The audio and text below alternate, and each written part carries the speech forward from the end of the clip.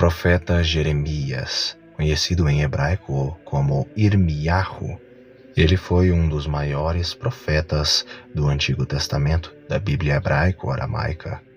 Ele viveu por volta de 650 a.C.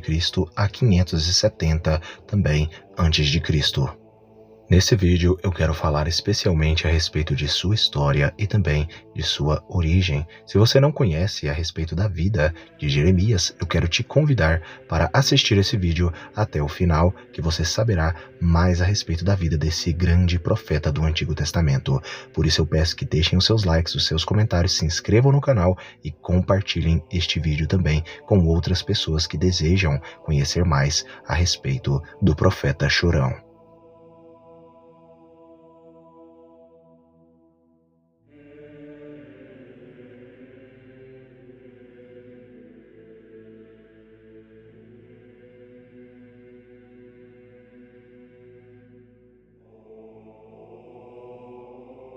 Vamos começar primeiramente com o seu nome. O nome de Jeremias é de origem hebraica antiga e se pronuncia Irmiyahu, e em grego se pronuncia Jeremias.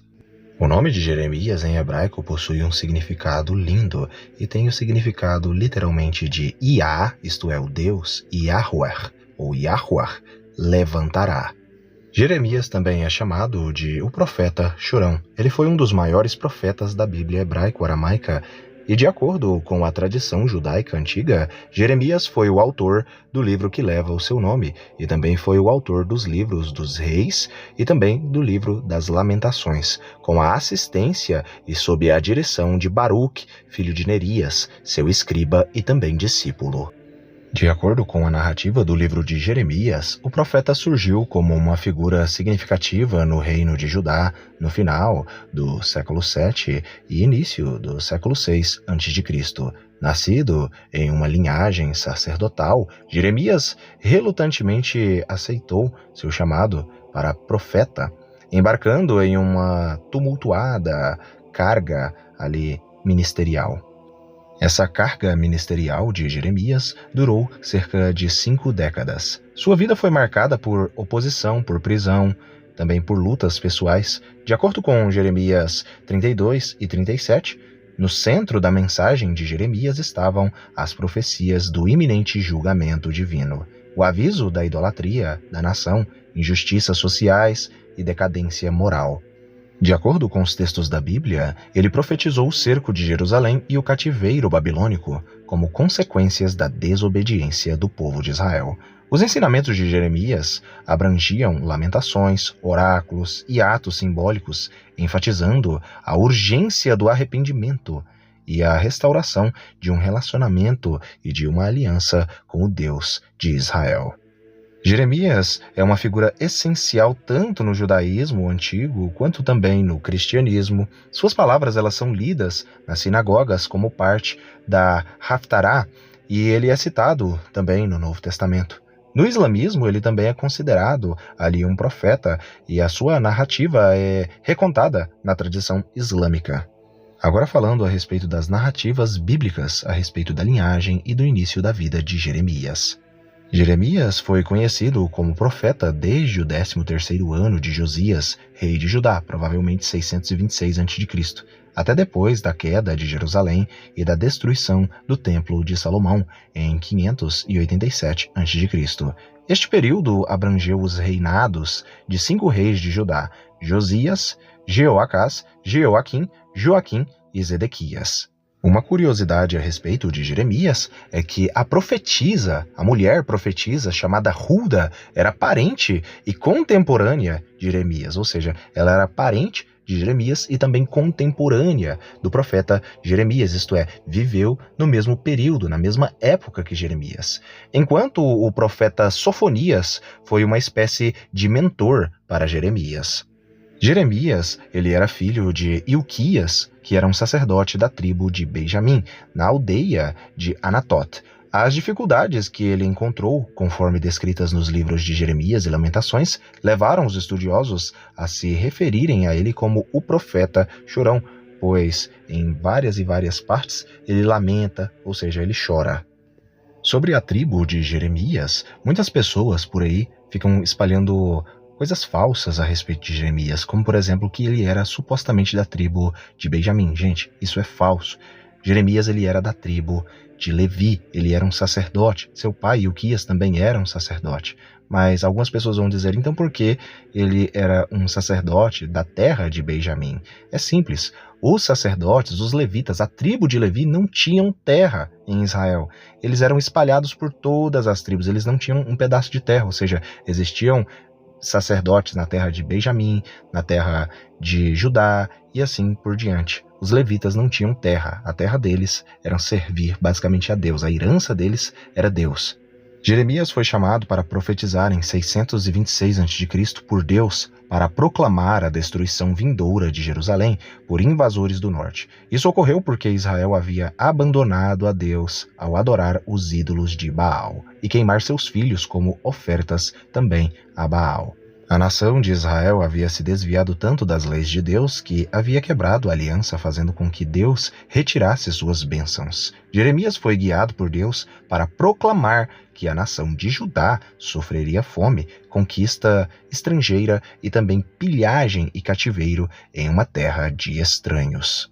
De acordo com Jeremias capítulo 1, verso 2 a 3, Deus Todo-Poderoso chamou Jeremias para profetizar naquela época de 626 a.C., cerca de 5 anos antes das famosas reformas de Josias. No entanto, elas foram insuficientes para salvar Judá e Jerusalém da destruição, por causa dos pecados de Manassés, o avô de Josias, e do retorno de Judá à idolatria de deuses estrangeiros após a morte de Josias. Disse que Jeremias foi designado para revelar os pecados do povo e a punição que viria. Jeremias resistiu ao chamado, reclamando que era apenas uma criança naquela época e não sabia como falar. Mas o Senhor Deus colocou a palavra na boca de Jeremias, ordenando: prepare-se. As qualidades de um profeta listadas em Jeremias 1 incluem não ter medo, levantar-se para falar, falar conforme ordenado e ir aonde for enviado. Como Jeremias é descrito como emergindo bem treinado e totalmente alfabetizado desde sua primeira pregação, seu relacionamento com a família Safã tem sido usado para sugerir que ele pode ter sido treinado na escola de escribas em Jerusalém, precedida por Safã. Em seus primeiros anos como profeta, Jeremias foi principalmente um profeta pregador, pregando por todo Israel. Ele condenou a idolatria, a ganância dos sacerdotes e os falsos profetas. Muitos anos depois, Deus instruiu Jeremias a escrever esses primeiros oráculos e suas outras mensagens. Segundo o estudioso Charles Cutler Torrey, ele argumenta que o profeta acusa os sacerdotes e escribas de alterar as escrituras reais com adições de escribas para acomodar a adoração de outras divindades. Falando a respeito de sua perseguição, as profecias de Jeremias provocaram conspirações contra ele. Insatisfeitos com a mensagem de Jeremias, possivelmente por preocupação de que ela fecharia o santuário de Anatote, seus parentes sacerdotais e os homens de Anatote conspiraram para matá-lo. No entanto, o Senhor revelou a conspiração a Jeremias. Deus protege a vida de Jeremias e então declara desastre para o povo de Anatote. Quando Jeremias reclama com o Senhor sobre essa perseguição, ele é informado de que os ataques contra ele só piorariam. E isso realmente aconteceu com a chegada do sacerdote, o sacerdote chamado pelo nome de Fassur, que era filho de Imer, um oficial do templo em Jerusalém, que mandou espancar Jeremias e colocá-lo no tronco no portão superior de Benjamim por um dia. Depois disso, Jeremias lamenta as dificuldades e a zombaria que falar a palavra de Deus lhe causou. Ele conta como se ele tenta fechar a palavra de Deus dentro de si. Ela queima em seu coração e ele é incapaz de contê-la. Um fato interessante da vida de Jeremias é o conflito com os falsos profetas de sua época. Enquanto Jeremias profetizava a destruição vindoura, ele denunciou vários outros profetas que estavam profetizando paz, falsos profetas. De acordo com o livro de Jeremias, durante o reinado do rei Zedequias, o Senhor instruiu Jeremias a fazer um jugo com a mensagem de que a nação estaria sujeita ao rei da Babilônia. O falso profeta Hananias tirou o jugo do pescoço de Jeremias e o quebrou, profetizando que dentro de 2 anos o Senhor quebraria o jugo do rei da Babilônia, mas Jeremias profetizou: em troca, você quebrou o jugo de madeira, mas fez, em vez disso, um jugo de ferro. Falando sobre as relações com o reino do norte, a famosa Samaria. Jeremias simpatizava com e também descendia do reino do norte de Israel. Muitos de seus primeiros oráculos relatados são sobre e dirigidos aos israelitas em Samaria.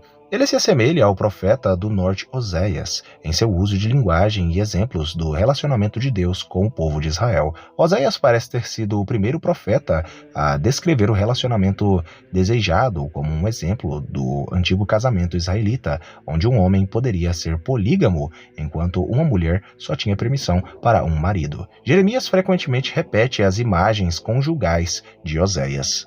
Jeremias e a Babilônia. A narrativa bíblica retrata Jeremias como sujeito a perseguições adicionais. Depois que Jeremias profetizou que Jerusalém seria entregue ao exército babilônico, os oficiais do rei, incluindo Fassur, o sacerdote, tentaram convencer o rei Zedequias de que Jeremias deveria ser morto por desanimar os soldados e o povo. Zedequias permitiu e eles jogaram Jeremias em uma cisterna, onde ele afundou na lama.